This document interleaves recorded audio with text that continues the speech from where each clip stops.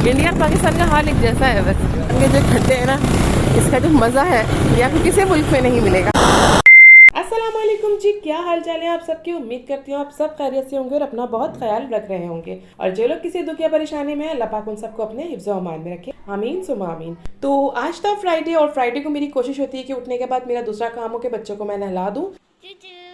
जितने जल्दी मैं उनको बात दिला दूंगी दूसरे कामों के लिए मैं जल्दी फ्री हो जाऊंगी, क्योंकि ये एक बहुत बड़ा काम लगता है मुझे बच्चों को नहलाना। आम दिनों में तो ये होता है कि दूसरे काम भी चल रहे होते हैं तो उसके साथ साथ बच्चों को भी नहला दिया जाता है, तो उतना पता नहीं चलता। फ्राइडे वाले दिन ऐसा होता है कि बहुत अफरा तफरी का माहौल होता है, बहुत जल्दी जल्दी सभी को जल्दी होती है कि नमाज ना निकल जाए, और जुमे की नमाज के साथ फिर हमें सूरह कहफ की तिलावत करनी होती है, तो उसमें थोड़ा टाइम लग जाता है। तो ये होता है कि बच्चों के कामों से आप फ्री हो जाओ, सुकून से फिर आप नमाज या इबादत आपको जो भी करनी है, कुरान पढ़ना है, वो इत्मीनान से आप पढ़ सकें बिना किसी डिस्टर्बेंस के। खैर हम नमाज वगैरह पढ़ के फ्री हुए, उसके बाद खाना वाना खा के हम बैठे ही थे कि हमारे ब्रोकर की कॉल आ गई कि आप लोग आ जाएं घर पे, थोड़ा सा काम चल रहा है, पेंटिंग का काम स्टार्ट हो चुका है, तो आके घर देख लें, और अगर कुछ थोड़ा बहुत काम है तो वो आप देखिए हमें बता दें ताकि वो काम करवा दिया जाए। रूट चेंज करना होगा, कंस्ट्रक्शन चल रही है। इंडिया और पाकिस्तान का हाल एक जैसा है वैसे। बांग्लादेश और कौन सा मुल्क है पाकिस्तान जैसा?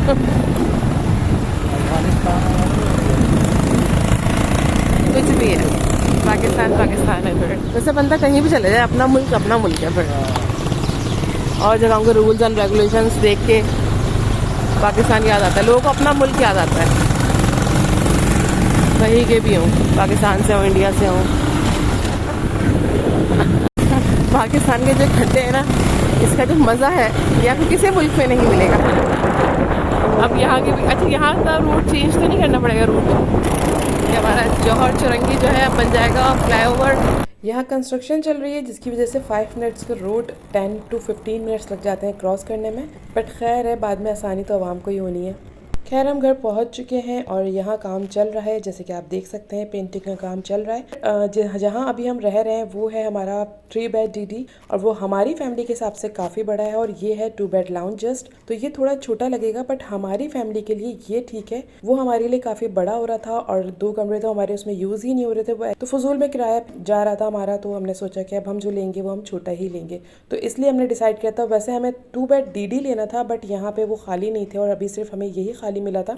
बट यहाँ की अच्छी बात यह है कि ये कॉर्नर का मेरा मूड था कि कॉर्नर मिल जाए, तो ये हमें कॉर्नर मिल चुका है। एक जो बैल्कनी है वो इस रूम में भी है और दूसरी बैल्कनी दूसरे रूम में है, तो बहुत अच्छा हो जाएगा, क्योंकि मुझे एक्चुअली कुछ यूँ होता है कि हर तरफ से बस मुझे आसमान दिखता रहे। एनीवे, तो घर देखने के बाद हम घर आ चुके हैं, नमाज वगैरह से फ्री हो गई थी मैं मगरिब की। उसके बाद फिर खाना बनाना था, मुझे तो समझ नहीं आ रहा था मैं क्या बनाऊँ, तो आज चने की दाल रखी थी तो सोचा फ्राई दाल बनाती हूँ, क्योंकि आज हमारे जो मियाँ जी हैं वो भी घर पे थे। और फ्राई दाल के लिए सबसे पहले मैंने ½ kg दाल ली है, उसे मैंने चुनने के बाद भिगो दिया है अच्छी तरह से वॉश करके, और उसके बाद अब मैंने एक यहाँ पे पैन ले लिया है, पतीली ले ली है जिसमें मुझे बनानी है दाल। उसमें अब ऑयल डाल रही हूँ। अच्छा, ऑयल के लिए इसमें थोड़ा मैं ज़्यादा ऑयल लूँगी, क्योंकि इसमें ऑयल मसाला बनाने के बाद ऑयल को निकाल लेते हैं हम, उसके बाद ऊपर से जब डालते हैं ऑयल, जिस तरह से मार्केट या रेस्टोरेंट में आप खाते हैं ऊपर आपको ऑयल नज़र आता है, वो ऐसा ही होता है कि मसाला बनाने के बाद उसमें से ऑयल निकाल लिया जाता है, ताकि जब दाल दी जाए या कोई भी सालन दिया जाए तो वो ऊपर से ऑयल डाल के देते हैं। तो इसी तरह से, इसी वजह से मैंने इसमें ऑयल ज़्यादा रखा है। आप अगर चाहें तो ऑयल की जो क्वांटिटी उसे कम कर सकते हैं, बट यहाँ पे ऑयल थोड़ा खड़ा रखना था मुझे। ज़्यादा सा ऑयल अच्छा लगता है फ्राई दाल में, तो बहुत टेस्टी बनती है दाल और खाने में भी मज़ा आता है। खैर मैंने इसमें ऑयल डाला, जब वो गर्म हो गया तो इसमें मैंने 2 मीडियम साइज़ प्याज को कट करके इसमें डाल दिया है। हल्का सा बिल्कुल सौते करूँगी मैं इसमें, बहुत ज़्यादा हमें इसे जलाना नहीं है, ब्राउन नहीं करना, बस सिर्फ सॉफ्ट की तरफ लेके जाएंगे, हल्का हल्का सा इसका कलर चेंज होगा। तो फिर यहाँ मैंने ले लिया अदरक लहसुन। जैसा कि मैं आपको इससे पहले भी बता चुकी हूँ कि मैं फ्रेश जिंजर गार्लिक इसमें डालती हूँ। जो भी खाना मैं बनाती हूँ अदरक लहसुन पीस के मैंने नहीं रखा होता जैसे सब करते हैं, ये मैं फ्रेश ही डालती हूँ, क्योंकि इसका टेस्ट एक तो अलग आता है, दूसरा कलर चेंज नहीं होता, और फ्रेश पता नहीं बस अब मेरी आदत हो गई, क्योंकि अम्मी को हमने शुरू से देखा है कि वो फ्रेश अदरक लहसुन ही ग्रेटर से ग्रेट करके डाल रही होती थी, या फिर वो जो पीस रही होती हैं तो उसी तरह से डालती थी। कभी भी अम्मी ने नहीं इस तरह से बना के रखा, और मुझे बचपन में बड़ा शौक होता था कि सबके घर में मैं देखती थी ज़्यादातर लोग अदरक लहसुन का पेस्ट बना के रख रहे हैं, तो अम्मी आप क्यों नहीं बनाती हैं? तो अम्मी का हमेशा जवाब ये होता था कि भाई मुझे नहीं पसंद उसका टेस्ट, और जो फ्रेश बना के डालो, सॉरी ग्रेट करके डालो, तो उसकी खुशबू ही अलग आती है। और ये वाकई सच है, जब आप फ्रेश अदरक लहसुन डालते हैं तो उसका जो अरोमा उठता है वो बिल्कुल ही अलग ही होता है, जो उसकी फ्रेगरेंस होती है या उसका जो स्मेल होती है खाने की, वो बहुत ज़बरदस्त आती है फ्रेश अदरक लहसुन की वजह से। अच्छा, शुरू में जब हम छोटे थे ना तो घर में सबको ये कहते सुनते थे, जो बड़े होते थे ख़ासतौर पर मेरे ताया, कि जब हम उनके सबसे बड़े वाली बेटे का रिश्ता देखने गए तो उन्होंने कहा कि लड़की को देखने से पहले उसकी माँ को ज़रूर देखना, कि बेटी माँ की परछाई होती है, क्योंकि जैसी माँ होती है वैसी ही बेटी। तो आज ये बात समझ में आती है कि वाकई जो बेटियाँ होती हैं, जो लड़कियाँ होती हैं, वो अपनी माँ को फॉलो करती हैं, अपनी अम्मियों को देख रही होती हैं कि वो किस तरह से काम कर रही हैं और किस किस तरह से क्या क्या चीज़ कर रही हैं, तो वो उस चीज़ को फॉलो करती हैं। ये वाकई सच है। तो खैर प्याज ने थोड़ी सी जब नरम हो गई है तो उसमें मैंने जो मेरी फ्रेश जिंजर गार्लिक पेस्ट था वो मैंने इसमें डाल दिया है। उसको हल्का सा मैं सौते करूँगी ताकि ये भी अपना टेस्ट इसमें छोड़ दे, थोड़ा सा फ्राई हो जाए। फिर इसमें हमने डाल देने हैं हमारे टमाटर। क्योंकि अभी सस्ते हुए हैं तो क्यों ना इनका फ़ायदा उठाया जाए। तो मैंने यहाँ ले लिए हाफ के जी से थोड़े से शायद ज़्यादा ही थे मेरे पास, मुझे अंदाज़ा नहीं था क्योंकि एनी टाइम फ्रिज में अब जब सस्ते हो गए तो 4-5 किलो पड़े ही रहते हैं। तो खैर ये एक मजाक था। एनीवे तो टमाटर मैंने इसमें डाल दिए हैं, छोटा छोटा कट कर लें आप, जैसा आपका दिल चाहे वैसे आप कट करके इसमें डाल सकते हैं। और टमाटर अगर आप कम डालना चाहें तो आप इसकी क्वांटिटी कम भी कर सकते हैं, नो इशू। एनीवे तो टमाटर डालने के बाद अब मैं इसमें मसाले ऐड करूँगी। तो इसमें सबसे पहले मैंने ऐड करना है रेड चिली पाउडर। अच्छा, रेड चिली पाउडर यहाँ मैंने फुल 1 स्पून लिया है क्योंकि हमारे यहाँ थोड़ा सा तेज़ तीखा जिसे कहते हैं, मिर्च थोड़ी सी स्पाइसी खाया जाता है। और ये दाल बेसिकली जब आप स्पाइसी बनाते हैं ना तब बहुत अच्छा इसका टेस्ट आता है, वरना क्योंकि ये दाल बॉयल होने के बाद खैर टेस्ट उसका इतना ख़राब होता नहीं है, बट थोड़ी सी फीकी फीकी लगने लगती है, तो इसलिए इसमें मसाला थोड़ा सा ज़्यादा ही रखना पड़ता है। तो इसमें मैंने फुल स्पून डाला है रेड चिली पाउडर, आप कम करना चाहें तो कम कर सकते हैं बेशक। फिर यहाँ 2 स्पून भर के मैंने कोरिएंडर पाउडर डाल दिया है। अब इसके बाद फिर मैं इसमें ऐड करूँगी टर्मेरिक पाउडर, ये मैंने हाफ स्पून लिया है। और फिर हम इसमें ऐड करने लगे हैं सॉल्ट। अच्छा, सॉल्ट आप टेस्ट के अकॉर्डिंग लेंगे, जितना आपको पसंद है कम या ज़्यादा उतना आप इसमें टेस्ट के अकॉर्डिंग सॉल्ट ऐड कर देंगे। तो ये सारा मसाला ऐड करने के बाद अब हम इसे भून लेते हैं। और जब तक हमारा ये मसाला भुन रहा है तो दूसरी तरफ अब मैं जो दाल है हमारी भीगी हुई उसको मैं बॉईल कर लूँगी।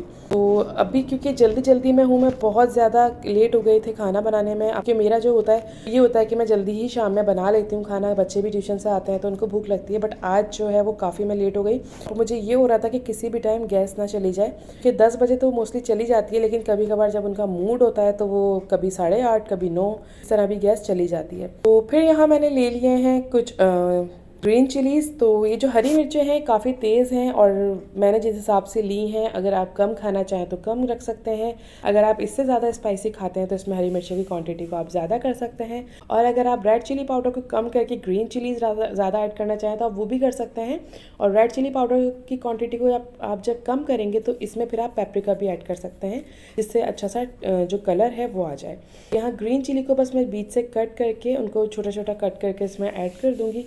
बच्चे भी अभी तक ट्यूशन टीचर को मैंने कहा था इनको थोड़ा सा लेट अपने पास रखें, ताकि मैं जल्दी से जहाँ मुझे जाना है वहाँ से मैं होकर आ जाऊँ। तो बच्चों को साथ लेके नहीं मैं जा सकती थी, तो फिर बच्चे वहीं थे। अच्छा, यहाँ मुझे बहुत आसानी थी कि बराबर में ही बिल्कुल गेट खुला और सामने ही बिल्कुल, यानी हमारा जो नेबर है वो वहीं जाते हैं बच्चे ट्यूशन पढ़ने। लेकिन अब जब हम यहाँ से शिफ्ट होंगे तब मुझे बहुत प्रॉब्लम होगी, क्योंकि थोड़ा सा अच्छा डिस्टेंस है वहाँ से यहाँ तक, बच्चों को भेजने में मुझे प्रॉब्लम आएगी। बट क्योंकि ट्यूशन मुझे यहीं पढ़ाना था, बहुत अच्छा ट्यूशन पढ़ा रही हैं, तो इसलिए मैंने सोचा कि ट्यूशन मैं यहीं भेजूँगी। तो थोड़ी सी प्रॉब्लम आएगी बट चलता है, थोड़ी सी प्रॉब्लम उठा लेंगे। खाना मैं बना ही रही थी कि इसके बीच में ही हमारे यहाँ गेस्ट आ गए, मेरे हस्बैंड के फ्रेंड थे और अपनी वाइफ के साथ आ गए थे।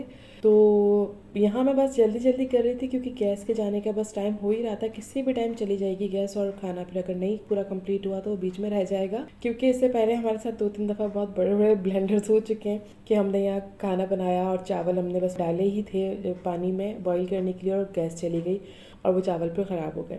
एनीवे तो जल्दी जल्दी बस मैं कर रही थी हबड़ दबड़ में। और दूसरा ये मुझे टेंशन थी कि गेस्ट आ गए हैं और इस टाइम घर में जितने भी बर्तन थे, जितनी भी हमारी जो क्रॉकरी थी वो हम सब पैक कर चुके हैं और बस जो रेगुलर के रोज़मर्रा के जो बर्तन थे रेगुलर यूज़ होने के बस वो निकले हुए थे, जिसमें बस एक पतीली थी खाना बनाने का और बस थोड़े बहुत प्लेट्स थी। क्योंकि शिफ्टिंग का आपको मालूम है कि कितनी ज़्यादा प्रॉब्लम होती है, बच्चों के साथ तो बहुत हेक्टिक हो जाती है। तो खैर मसाला हमारे यहाँ भुन चुका है, ऑयल ऊपर आ गया। अब इस ऑयल को हम सेपरेट कर लेंगे। तो यहाँ मैंने सारा ऑयल सेपरेट कर लिया है, निकाल लिया है इसमें से। और वैसे भी अगर आप चने की दाल बनाएं किसी भी तरह के तो कोशिश करें कि ऑयल निकाल लिया करें, क्योंकि अगर आप इसमें 1 और 2 स्पून भी ऑयल डालते हैं और वो इसमें रहता है तो चने की दाल जब डालेंगे इसमें तो वो जितना भी ऑयल होगा ना वो सक कर लेगी। एनीवे तो यहाँ हमारी दाल भी अच्छी तरह से सॉफ्ट हो चुकी है, गल गई है, और इसके अंदर पानी जितना मौजूद है इसे आपने फेंकना हरगिज नहीं है, क्योंकि ये पानी भी हमारे मसाले में जाएगा। क्योंकि चने की दाल जब हमने बॉयल की तो जितना भी इसका जो टेस्ट है या जितने भी इसमें जो एक लेसपन आता है दाल में, वो पानी में आ चुका होता है। जब आप इसे फेंक देंगे तो वो टेस्ट नहीं आएगा दाल में, जो टेस्ट इसके पानी को ऐड करने के बाद आता है। अच्छा, ये एक जो है मैंने आपको टिप दी है, इसको ज़रूर आप याद रखिएगा। एनीवे तो ये मैंने इसमें ऐड कर दिया है, तो चने की दाल का जो पानी है वो ऐड कर दिया, और जब उसमें अच्छे से बबल्स आने लगे हैं तो ये चने की दाल जो है ये भी मैं इसमें ऐड कर दूंगी। सारी दाल ऐड करने के बाद अब हम इसे अच्छी तरह से मिक्स करेंगे, और जब दाल को अच्छी तरह से मिक्स करेंगे तो आप देख सकते हैं कि इसके अंदर पानी बहुत लाइट सा आपको फील हो रहा है, और ये भी थोड़ी देर में बिल्कुल आपको गायब होता हुआ नज़र आ जाएगा। तो यहाँ जब ये दाल हमारी इसमें मैंने पानी डाल दिया है, दाल डाल दी है, जब अच्छे सा थोड़ा आपको लगे कि पक गई है, तो इसमें फिर हमें ऐड करना है सूखी मेथी, जो कस्तूरी मेथी जो भी होती है व्हाटएवर, तो वो आपने इसमें ऐड करना है, और उसको मैंने अच्छी तरह से वॉश कर लिया है, और वॉश करने के बाद फिर मैं इसमें ऐड करूँगी और उसको ढक के थोड़ी देर के लिए रख दूँगी। खैर वो डालने के बाद मैंने यहाँ ले लिए हैं 3 हर्ब्स, और यहाँ मेरे पास है क्यूमन सीड यानी कि ज़ीरा, और उसके बाद है मेरे पास यहाँ कोरिएंडर सीड्स, ये धनिया के जो बीज होते हैं वो ले लिए, और ब्लैक पेपर यानी काली मिर्चें। उनको आपने कूट लेना है मोटा मोटा, बारीक बिल्कुल पीसना नहीं है। आप चाहे तो ग्राइंडर कर लें, चाहे तो उसे कूट लें, और बस आप यहाँ शक्ल देख सकते हैं, मैं आपको दिखा रही हूँ, इस तरह से आपने इस कंडीशन में रखना है। फिर उसके बाद आपने इसे भी ऊपर से डाल देना है दाल में, और इसको डालने के बाद आपने ढक के रख देना है। अच्छा, एक चीज़ मुझसे यहाँ मिस हो गई, मैं उसे शूट नहीं कर सकी। जब मैंने चने की दाल इसमें ऐड की थी और इसका पानी मैं इसमें डाल रही थी, तो थोड़ा मैंने इसके अंदर चिकन पाउडर भी ऐड किया था, और उससे बहुत ज़बरदस्त टेस्ट आता है। ज़रूर इसमें ऐड कीजिएगा, वो बहुत मज़े का उससे टेस्ट आता है। तो वो मैंने इसमें ऐड किया था, और वो मैं शूट करना भूल गई, तो इसलिए मैंने सोचा अब अभी आपको बता दूं। तो वो मैंने ऐड किया था। उसके बाद फिर मैंने कसूरी मेथी ऐड की थी, और यहाँ फिर मैंने ये तीनों हर्ब इसमें ऐड कर दिए। अब क्योंकि तो तकरीबन सारी चीज़ें मैंने पैक कर दी थी, और सर्विंग के लिए मुझे कुछ समझ नहीं आता मैं किस में इसको सर्व करूं। तो मेरे पास ये हांडी थी, अल्लाह पाक का शुक्र है कि मैंने ये पैक नहीं की थी, ये बाहर रखी थी, और मुझे अच्छा लगा कि ये है, और थोड़ा सा आइडिया भी अच्छा आ गया कि जब मैं इसमें इसको सर्व करूँगी तो थोड़ा सा ढाबा स्टाइल लुक आएगा। तो मैंने हांडी को गर्म कर लिया है पहले, क्योंकि जब हांडी गर्म हो जाती है तो काफ़ी देर तक गर्म रहती है, उसमें खाना ठंडा जल्दी नहीं होता। तो इसको गर्म करने के बाद मैंने जब हमारी दाल तैयार हो गई तो इसमें शिफ्ट कर दी, और इसके बाद फिर मैंने इसमें ऑयल डाला है ऊपर से। फिर मैंने इसमें ली है अदरक, जिसे मैंने जूलियन कट कर दिया था, और साथ में है ग्रीन चिलीज, जिसे मैंने गोल गोल कट किया है, और फिर इसमें जाएगा हरा धनिया, बहुत सारा सा। हरे धनिया से बहुत ज़बरदस्त टेस्ट आता है, और ये ऊपर से जो ये स्प्रिंकल कर रहे हैं हम, ये अदरक और हरी मिर्ची और हरा धनिया, इससे बहुत ज़बरदस्त अरोमा उठेगा, आप देखिएगा बहुत प्यारी खुशबू आएगी, और टेस्ट इसका बहुत अच्छा होगा। तो ये चीज़ें हम डालने के बाद बस हमारी दाल यहाँ पूरी तरह से तैयार हो चुकी है। और क्योंकि गैस जाने का टाइम था बिल्कुल, और गैस थोड़ी देर में चली ही गई थी, हांडी में रखने के बाद बहुत अच्छा लग रहा था, और इसका टेस्ट यकीन जाने इतना बेहतरीन होता है कि आप होटल की या रेस्टोरेंट की दाल खाना भूल जाएंगे। खैर, तो सारी चीज़ों से फारिग होने के बाद जब मैं ईशा की नमाज़ पढ़ने के लिए खड़ी होने लगी, जा नमाज जैसे ही मैंने बिछाई तो ये मेरी दो जो चिल्लर है ना, ये दोनों आ गई, मेरे लहू हैं दोनों, और मेरी नमाज़ पढ़ने से पहले ये नमाज़ पढ़ने बैठ गई। तो वो कहते हैं ना कि बच्चे वही सीखते हैं जो वो देखते हैं। जो आप सिखा रहे होते हैं ना बच्चों को, बच्चे वो नहीं सीखते, बल्कि जो आप कर रहे होते हैं उनके सामने, बच्चे उन चीज़ों को बहुत जल्दी पिक करते हैं। इसलिए बच्चों के सामने अच्छे अच्छे काम करने चाहिए, ताकि बच्चे अच्छी चीज़ें ही सीखें। अब जब मुझे नमाज़ पढ़ते हुए लोग देखते हैं तो ये लोग ऑलरेडी इन चीज़ों को पिक कर रहे हैं, और ये खुद इस चीज़ को परफॉर्म कर। अल्लाह ताला से दुआ करिए, बाबा के लिए भी, मम्मा के लिए भी, अल्लाह ताला से दुआ करिए। तो आप भी अच्छे अच्छे काम करते रहें, ताकि आपके आसपास या आपके घर में जो बच्चे हैं वो आपको देख के अच्छी अच्छी चीज़ें और अच्छी अच्छी बातें सीखें। और बर्तन ना होने की वजह से सारे पैक हो गए थे, तो मुझे घर में जो रफली यूज़ हो रही थी प्लेट्स वगैरह, उसमें ही निकालना पड़ा। बट क्या कर सकते हैं, सारा सामान पैक हो चुका है, खैर यही बर्तन हमें यूज़ करने पड़े। सो गाइस, ये था मेरा आज का व्लॉग, और कैसा लगा मेरा आज का व्लॉग आप मुझे ज़रूर बताइएगा। एनीवे गाइस, अपना बहुत ख्याल रखिएगा, और मुझे अपनी दुआओं में ज़रूर याद रखिएगा। मिलती हूँ आपसे एक और न्यू वीडियो में, तब तक के लिए दीजिए मुझे इजाज़त। अल्लाह हाफ़िज़।